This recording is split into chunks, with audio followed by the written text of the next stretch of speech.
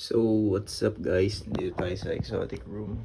And may bago tayong molt na tarantula. Itong ating Verdezi and yung ating Pulcher. Ito yun. Ayan. Nag-molt siya. Tsaka meron din tayong shed. Ito yung kay Shen. Tapos ito naman yung kay Peaches. So, basically, ayan, may shed tayo. May nag-molt at saka may nag-shed. Ayan, molt and shed. Tapos ito naman si Mango. So si Mango pre-shed ngayon, no? Kung mapapansin niyo, medyo putla siya. Ayan, magsished siya. Tsaka guys, ang weird lang, no? Ako lang ba yung hobbyist na kinukulik yung mga molts? Ayan. Dahil molt ito yung sa klugi natin. Tapos ito naman yung shed ng ating mga snakes, no? Sa ball pythons natin and sa may ang tag dito, red tail boa. So ayan, ang dami. Meron din shed ng scorpion. Sobrang dami. Kasi ayan yung mga tarantula natin. Ayan, so buksan natin yung light na itong saan to. Ayan.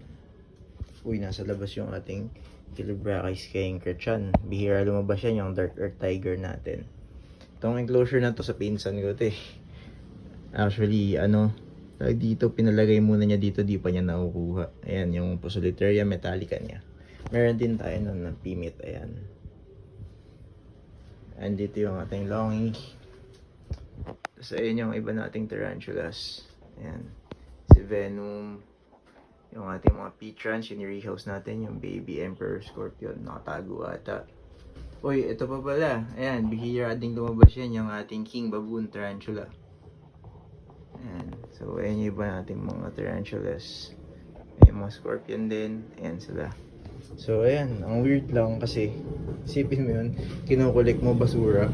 Actually, basura na siya talaga matuturing kasi nga, mga sheds na siya. No? So, ayan lang. Na-update ko lang kayo. So, usama na natin tong mga shed na to dito. I'm sorry, molt pala ang tawag. Shed kasi sa ahas yun.